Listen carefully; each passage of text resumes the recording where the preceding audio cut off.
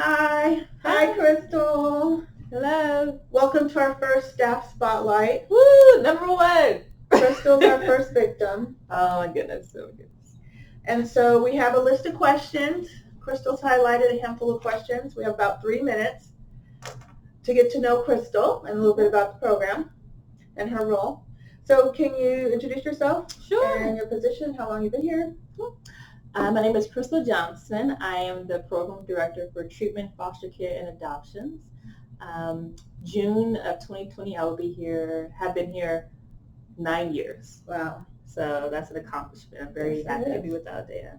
So we oversee our adoptions program. I oversee the foster care, our transitional housing, and a few other contracts that make up treatment foster care.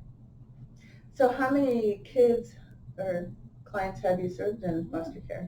Well, good question. I pulled some stats recently. So fiscal year 2018 and 2019, we served over 560 youth in our program.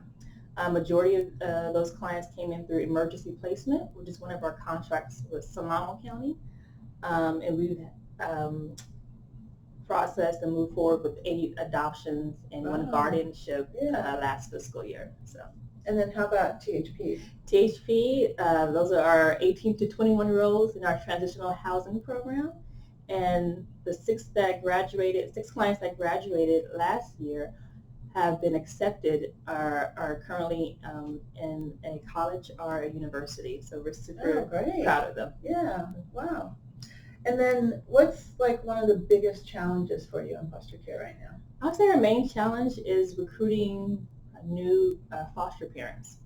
A lot of our parents are adopting, which is a good thing, but then they move on into other avenues, and so we need more parents to take in foster youth and to accept them in their home and to give them a home-based setting. So, if you are interested, let me know. Our family members, we're always recruiting and having outreach contests to try to recruit many parents in the area. And is there information on our website? Yes. Okay.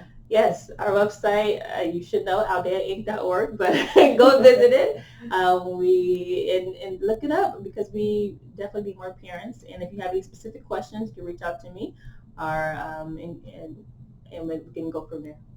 Okay, so now I'm going to ask you some fun questions. Yay! Okay, so we have about 3 minutes. So what's your guilty pleasure? Guilty pleasure. I love Starbucks chocolate chip cookies warmed up. Yum. It has to be the right temperature, otherwise I can't guarantee that I will like it. So it has to be warmed up, and I have to eat it in the car without any distraction from my children or husband. Do you get it in the morning or in the evening? In the evening. This is after a long day. Oh, okay. After a very long day. Because I was going to say in the morning you have to bring them in, but that's okay. Okay. So do you have a hidden talent, and what is it? Yes. So my team knows this, but I'm a Zumba instructor. I play the piano. I'm currently learning the organ, which is very different than the piano. And I also love to scrapbook. So come scrapbook with me. Wow. Who knew you had all these talents? So what led you to this career? So my parents are former foster parents, and they've been fostering for years. And so growing up, I had the good experience of having siblings that were in the foster care setting. And so I saw the impact it made to be a permanent connection for a child. And even to this day, I still maintain connection with some of my siblings. And it's just a beautiful thing. So I knew I wanted to work in that population. Wow. What's one thing that surprised you about working at Aldea?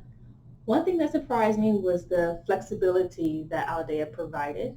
When I came aboard 8 years ago, I had just delivered a baby boy, and I definitely needed that flexibility to take him to appointments when he was sick, et cetera, et cetera. And I was just very surprised how I was encouraged to really take care of my family as well as work, and not have to choose one. Mm-hmm. If you could snap your fingers and become an expert in something, what would it be? I would love to learn how to flip houses. I'm telling you, that's the best. If I learn how to do that, watch out.